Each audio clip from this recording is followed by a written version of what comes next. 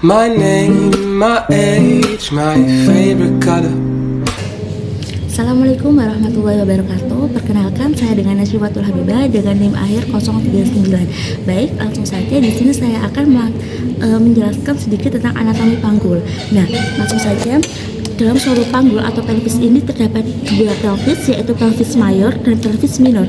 Nah, pelvis mayor dan pelvis minor ini dibatasi oleh linea innominata.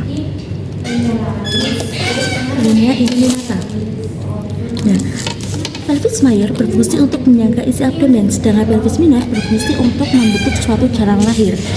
Pada suatu panggul ini ada 3 tulang, yaitu ada tulang os coxae, os sacrum, dan os coccygeus. Nah, pada tulang os coxae ini ada ilium, isium, dan ada pubis. Pada tulang ilium ini ada ala iliaca atau sayap ilium. Kemudian ada tonjolan di depan atas, ini spina iliaca anterior superior, spina iliaca anterior inferior.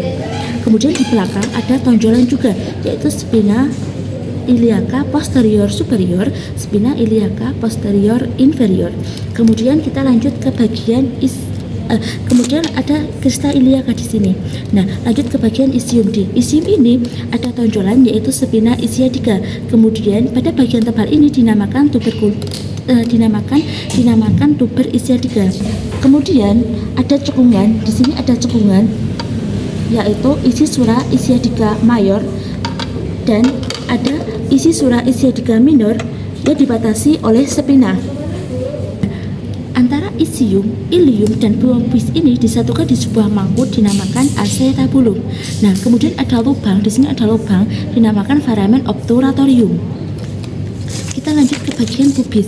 Nah, pada tulang pubis ini ada ramus superior os pubis, yang di belakang ada ramus inferior os pubis yang membentuk sudut pubis atau arcus pubis. Nah, lanjut kita ada bagian tebal, ini dinamakan tuberculum cubicum. Lanjut kita ke bagian sakrum. Nah, di bagian sakrum ini ada promontorium, bagian tebal. Kemudian ada lubang-lubang di sini. Lubang-lubang di sini dinamakan foramen sacralia anterior. Yang lubang di belakang ini dinamakan foramen sacralia inferior. Nah, posterior. Nah, kemudian ada bagian rinci ini dinamakan rinci seperti duri, ini dinamakan crista sacralia.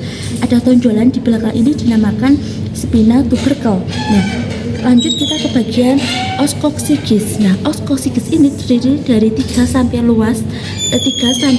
ruas tulang yang bersenyawa dan yang bersifat mobil. Kemudian kita lanjut ke artikulasi atau antar tulang yang dihubungkan oleh persendian. Nah, artikulasi antar sakrum dengan ilium dinamakan artikulasi sacroiliaca. Artikulasi antara sakrum dengan coccygeus dinamakan artikulasi coccygeal. Nah, antara dua tulang pubis dinamakan symphysis pubis. Kita lanjut ke bagian ligamen. Nah, ligamen itu ada suatu penghubung. Nah, penghubung antara sakrum dengan iliaca dinamakan ligamentum sacroiliaca. Lanjut kita ke bagian ini. Nah, penghubung antara sakrum dengan spina ischiadica dinamakan ligamentum spinosum. Ligamentum antara spina dengan tuber ischiadica dinamakan ligamentum tuberosum. Nah, lanjut kita ke bagian bidang-bidang panggul. Bidang-bidang panggul ini terdiri dari bidang atas panggul atau PAP. Nah, dibatasi oleh promontorium, tepi atas sayap sakrum, linea innominata, ramus superior os pubis, dan tepi atas symphysis pubis. Nah, untuk ukurannya dari tepi bawah symphysis ke promontorium disebut conjugata diagonalis. Dari tepi atas symphysis ke promontorium disebut diagonata vera. Nah, untuk ukurannya 12,5, untuk ukuran conjugata diagonalis itu 12,5 cm dikurangi dengan 1,5 cm dengan hasil depan belakang dengan hasil 11 cm. Untuk diameter melintang berukuran 12,5 cm sampai 13 cm. Nah, serong dari tepi atas sakrem ke tuberculum. Nah, ini berukuran 13 cm. Nah, selanjutnya ada bidang luas panggul. Nah, bidang luas panggul ini dibatasi oleh pertengahan simfisis. Kemudian dibatasi oleh pertengahan acetabulum, pertengahan sini. Nah, kemudian pertemuan ruas sakrem 2 dan 3. Untuk ukurannya, depan belakang, muka belakang 12,75 cm. Kanan kiri ukurannya 12,5 cm. Selanjutnya kita ke bidang sempit panggul. Nah, bidang sempit panggul ini dibatasi oleh tepi bawah simfisis, kedua spina ischiadica, kemudian 1-2 cm di atas ujung sakrem. Untuk ukurannya, depan belakang, muka belakang 11,5 cm. Kanan kiri ukuran melintang 10 cm.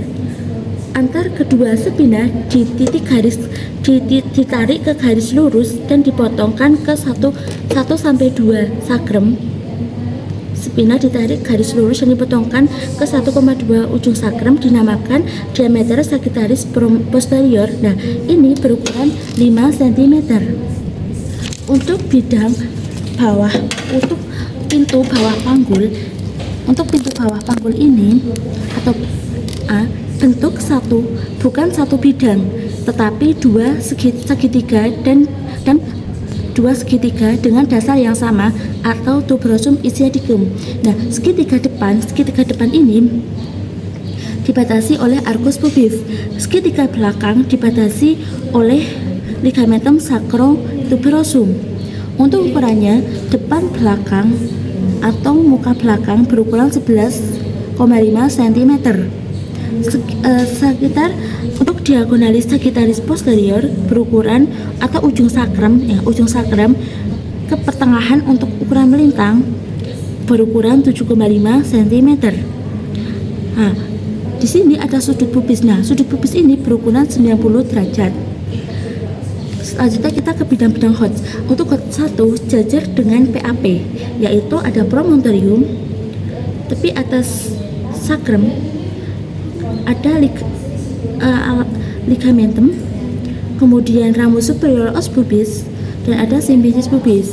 Nah, untuk HOTS 2 jajar dengan PAP setinggi tepi bawah simfisis. Untuk HOTS 3 jajar dengan PAP setinggi spina ischiadica. Untuk HOTS 4 setinggi sejajar dengan PAP setinggi dengan ujung koksikis. Nah, lanjut kita ke pemeriksaan panggul dalam. Nah, ini yang pertama raba promontorium teraba atau tidak. Bila teraba, hitung CD-nya atau conjugata diagonalis. Untuk selanjutnya, pada permukaan belakang simfisis, ini diraba bagian ini. Nah, untuk meraba linea innominata ini dipastikan apabila linea innominata ini teraba sepenuhnya, maksudnya teraba semua, pertanda berarti bahwa panggul sempit. Dan apabila panggul teraba sedikit atau sebagian, menandakan panggul luas. Nah, untuk lanjut kita meraba untuk bagian sakrem. Nah, meraba ke bagian sakrem. Selanjutnya kita meraba ke bagian spina ischiadica, apakah menonjol atau tidak. Dan selanjutnya kita meraba ke sudut arcus pubis. Nah, ini cukup luas atau tidak. Nah, tadi itulah macam-macam anatomi panggul. Baik, langsung saja. Selanjutnya saya menjelaskan kepala janin. Nah, kepala janin ini ada 7 bagian, yaitu yang pertama ada 2 parietal, 2 frontal, dan 2 temporal. Kemudian ada 1 occipital. Nah, di antara tulang masing-masing tulang ini terdapat sutura. Nah, sutura ini yang pertama ada sutura parietal, dinamakan sutura sagittaris. Lalu yang kedua yaitu ada sutura frontal, dinamakan sutura frontalis. Yang ketiga, di antara parietal dengan frontalis ada dibatasi oleh sutura coronalis. Di antara parietal dan oksipital dibatasi dengan sutura lamboidea. Selanjutnya ada dua ubun-ubun besar dan ubun-ubun kecil. Nah, ubun-ubun besar ini dibatasi oleh sutura sagittalis. Kemudian ada sutura coronalis dan yang terakhir ada sutura frontalis. Nah, untuk ubun-ubun kecil dibatasi oleh sutura sagittalis dan sutura lamboidea. Baik, itu tadi yang bisa saya jelaskan. Terima kasih. Wassalamualaikum warahmatullahi wabarakatuh.